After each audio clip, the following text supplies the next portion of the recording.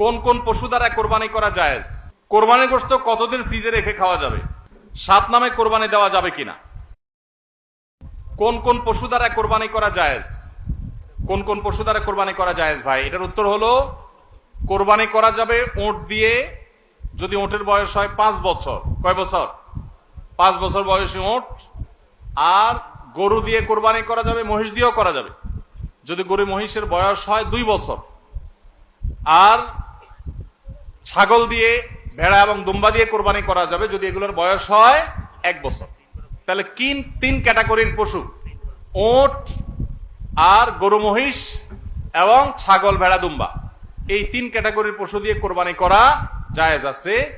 এবং এছাড়া অন্যান্য যেগুলো আছে, বন্য জন্তু অথবা অন্যান্য হালাল পশু, হাঁস মোরগ, এগুলা কোনোটা দিয়ে কোরবানি করা জায়েজ নাই। কোরবানি শুধুমাত্র ওইটা দিয়ে কোরবানি করা জায়েজ আছে, 3 ক্যাটাগরির পশু। কোরবানির গোশত কতদিন ফ্রিজে রেখে খাওয়া যাবে? কোরবানির গোশত কতদিন ফ্রিজে রেখে খেতে পারবেন? ভাইরা আমার, এটার কোনো লিমিটেশন নাই।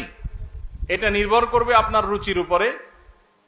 এটা নির্ভর করবে যে আপনি কতদিন রেখে নিজে খেতে চাচ্ছেন বা এটা কতদিন ভালো থাকে তার উপরে। অনেকে খুব বেশি দিন গোশত ফ্রিজে রেখে, মাছ ফ্রিজে রেখে খেতে পছন্দ করেন না। ভাইরা আমার, কোরবানির গোশত যেহেতু আল্লাহকে আমি দিয়ে দিয়েছি, এটা আসলে আমার কিনা গোশতের মতো না। অতএব এখানে আমি যেটুকু পাই ওইটুকুই আমার জন্য বেশি, এই মানসিকতা থাকলে তাহলে গোশতের মধ্যে লাভ লস আর হিসাব করার মানসিকতা আমাদের থাকবে না। কোরবানির পশুর গোশত বেশিরভাগই দান করে দিবেন। আপনি 3 ভাগের 1 ভাগ দান করলেন, 1 ভাগ আত্মীয় স্বজনকে খাওয়ালেন, আরেক ভাগ আপনি রেখে দিলেন। এটা হলো মুস্তাহাব, কিন্তু এটা জরুরি না। কেউ যদি বেশিরভাগও রেখে দেয় তার কোরবানি হয়ে যাবে। উদ্দেশ্য যদি আল্লাহকে খুশি করা হয়, গোশতটা যদি মূল উদ্দেশ্য না হয়, কারোর উদ্দেশ্য হতে পারে যে আমি রেখে দিয়ে পরে আস্তে আস্তে আল্লাহর রাস্তে মানুষকে দিব, গরিব দুঃখীদেরকে রান্না করে খাওয়াবো, নিজেরাও খাবো, তো আলহামদুলিল্লাহ তিনি রাখতে পারেন। এটার কোনো লিমিটেশন নাই যে কোরবানি গোশত এতদিনে বেশি রাখা যায় না, এমন কোনো কথা নাই। আসন্ন কোরবানি নিয়ে যদি কিছু নসিহা পেশ করতেন, আমরা বলে ফেলেছি সেটা। 7 নামে কোরবানি দেওয়া যাবে কিনা? কোরবানি 7 নামে দিবেন কিনা? ভাইরা আমার, কোরবানি মূলত আল্লাহর নামে হবে, এটা আমাদের বলার ভুল। আমরা বলি 7 নামে কোরবানি, আসলে 7 নামে না, 7 জনের তরফ থেকে, 7 ব্যক্তির তরফ থেকে কোরবানি হয়, 7 ব্যক্তির পক্ষ থেকে কোরবানি হতে পারে। গরুতে, ওটে সর্বোচ্চ 7টা ভাগ হতে পারে, 7-এর নিচে হতে পারে, উপরে হতে পারে না। আবার ভগ্নাংশ হবে না, অর্থাৎ 1 ভাগ 2 জনে মিলে নিলে হবে না। বুঝে আসছে কথা? 3 ভাগ হতে পারে, 2 ভাগ হতে পারে, 7 ভাগ সর্বোচ্চ হতে পারে। 7 ব্যক্তির পক্ষ থেকে কোরবানি যথেষ্ট হবে। গরু এবং ওটে, মহিষে, এগুলোতে যথেষ্ট হবে। পরিষ্কার নবী করিম সাল্লাল্লাহু আলাইহি ওয়াসাল্লামের হাদিস রয়েছে। আজকাল অনেক আলেমরা এটা নিয়ে, বা কোন কোন আলেমরা এটা নিয়ে মত পার্থক্য করেন, দুর্ভাগ্যজনক সেটা।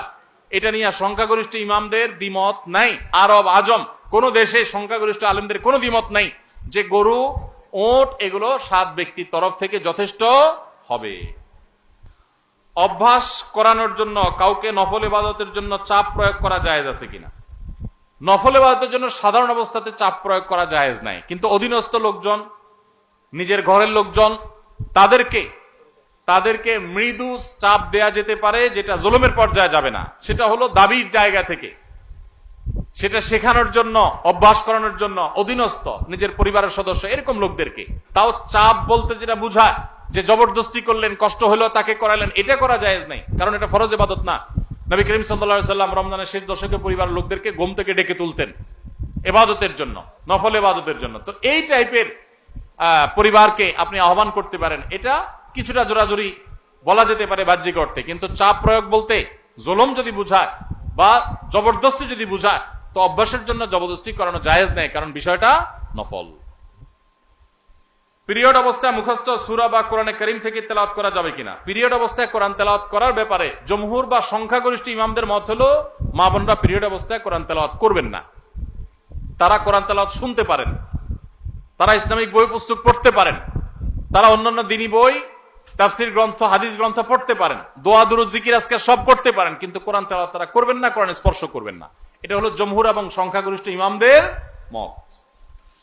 আমার বাবা একজন ব্যবসায়ী, তিনি ব্যবসায় হারাম করেন, আমি ঠান্ডা মাথায় অনেক করে বুঝিয়েছি, এর কারণে আমাকে দোকান থেকে বের করে দিয়েছেন। এখন এই ব্যবসার টাকা কি আমি খেতে পারবো? আমার জন্য কি হারাম হবে? পুরো ব্যবসাটা যদি হারাম হয়, এবং হারামের উপরে দাঁড়ায় থাকে, তাহলে আপনি নিজে যেহেতু দোকানদারি করতেছেন তার মানে নিজে কিছু করতে পারবেন, তাহলে আপনার জন্য জায়েজ নাই। আপনি প্রাপ্তবয়স্ক হলে আপনার বিকল্প উপার্জনের পথ আপনাকে খুঁজে বের করতে হবে। আপনি টিউশনি করে হোক, অন্য জায়গায় চাকরি করে হোক, নিজের হালাল উপার্জন করবেন। হারাম সম্পূর্ণ হারাম হলে সেটার উপর নির্ভর করতে পারেন না। হ্যাঁ, দুই একটা আইটেম হারাম আছে, ম্যাক্সিমাম হালাল, এরকম যদি হয় তাহলে সেক্ষেত্রে আপনার জন্য এটা সম্পূর্ণ হারাম হবে না। কিন্তু বাবাকে হারাম থেকে ফেরাতে পারছেন না, পরিপূর্ণ হারাম, তাহলে নিজে বিকল্প উপার্জনের পথ খুঁজে বের করবেন। কোনো কারণ ছাড়াই এই গ্রামের 3টি মসজিদে ঈদের জামাত অনুষ্ঠিত হয়, অথচ এই গ্রামে পূর্বে সবাই একত্রিত হয়ে ঈদগাহে সালাত আদায় করত। এ নিয়ে গ্রামের মানুষের মধ্যে বৈষম্য, মতপার্থক্য দেখা দেয়। ফলে গ্রামের মানুষ একে অন্যের উপর রাগ, ক্ষোভের সৃষ্টি হয়। ভাইরা আমার, একই গ্রামে 3টা ঈদের নামাজ হয়, 3টা মসজিদে ঈদের নামাজ হয়। আগে সব মসজিদের মুসল্লিরা মিলে একটা ঈদগাহে নামাজ পড়তেন। অবশ্যই আগেরটা অধিকতর উত্তম ছিল, এখন যেটা হয় সেটা উত্তম নয়। ঈদ এটা নিয়ম হলো মাঠে হবে, মসজিদে হবে না। কোন কারণ ছাড়া মসজিদে ঈদের নামাজ আদায় করা এটা সুন্নাহর খেলাফ, মাকরুহ। ভাইরা আমার, নবী করিম সাল্লাল্লাহু আলাইহি সাল্লাম ঈদের নামাজ পড়ার জন্য মাঠে বের হয়ে যেতেন।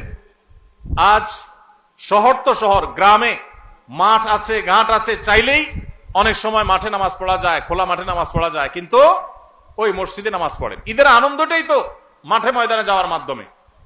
প্রত্যেক মসজিদে মসজিদে ঈদের নামাজ পড়া এটা কোনো উত্তম কাজ না। উত্তম হলো কয়েক মসজিদের মানুষ একত্র হয়ে একটা উন্মুক্ত জায়গায় নামাজ পড়বেন, এটাই হলো সুন্নাত। ওইটা সুন্নাত না। মসজিদে মসজিদে ঈদের নামাজ পড়া এটা কি না? সুন্নাত না। অতএব আপনাদের এলাকাতে আগে যেটা হতো সেটা সুন্নাত, আবার যদি আপনারা সেটা প্রতিষ্ঠা করতে পারেন ভালো হয়। ভাইরা আমার, কেন মসজিদে মসজিদে ঈদের নামাজ হয়? কারণ কি? কারণ একেবারে পরিষ্কার। কারণ হলো সব মসজিদের কমিটির লোকজন তারা সবাই নেতা হতে চায়, কেউ কাউকে মানতে রাজি না। আরেক ঈদগাহে যদি যে নামাজ পড়ি তাহলে তো আমাদের ইজ্জত থাকবে না, তাহলে তো আমাদের সম্মান থাকবে না, মুখ থাকবে না। এই কারণে অনেকে দেখা যায় যে তারা নিজেরা সভাপতি, সেক্রেটারি, নিজেরা মোড়লগিরি, মাতবরগিরি করবে, এই জন্য নিজের মসজিদে জামাত শুরু করে দেয়। মোড়ল মাতবরগিরি করার যদি উদ্দেশ্য হয় তাহলে এটা কিসের ইবাদত? ইবাদত যদি নবী করিম সাল্লাল্লাহু আলাইহি সাল্লামের আনুগত্যের নাম হয় তাহলে আপনার মসজিদে নয়, বরং সেটা মাঠে হবে। প্রত্যেক মসজিদ না, কয়েক মসজিদের মানুষ মিলে ঈদের নামাজ হবে। দেখুন, ইসলামের নামাজের ব্যবস্থাপনাটা এত সুন্দর। 5 ওয়াক্ত নামাজ পাঞ্জেগানা মসজিদে হবে। প্রত্যেক এলাকার ছোট ছোট ঘর বাড়ির, ছোট বড় ঘর বাড়ির লোকেরা তারা দিনে 5 বার একত্র হবে, কুশল বিনিময় হবে, একজন একজনের হাল পুরসি করবে। এটা একটা সৌন্দর্য। আবার জুমার নামাজ, জুমা মানেই হলো একত্র করে, যে অনেকগুলো পাঞ্জেগানা মসজিদের মুসল্লিদেরকে একত্র করবে জুমার নামাজ। আবার ঈদের নামাজ হলো অনেকগুলো জুমার নামাজের মুসল্লিকে একত্র করবে, আরো বড় পরিসরে হবে, সেটা হলো ঈদের নামাজ। আর আরাফাতের ময়দান হলো গোটা বিশ্বের মুসলমানদেরকে একত্র করবে, সেটা আরো বড় পরিসরে। এটাই হলো নামাজের সৌন্দর্য।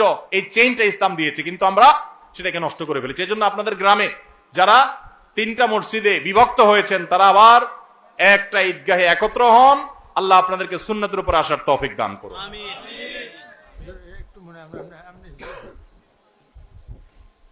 ইসলামিক ভিডিও পেতে চ্যানেলটি সাবস্ক্রাইব করে পাশে থাকা বেল আইকনটি অন করে দিন। ইসলামকে জানুন, ইসলামের সাথেই থাকুন।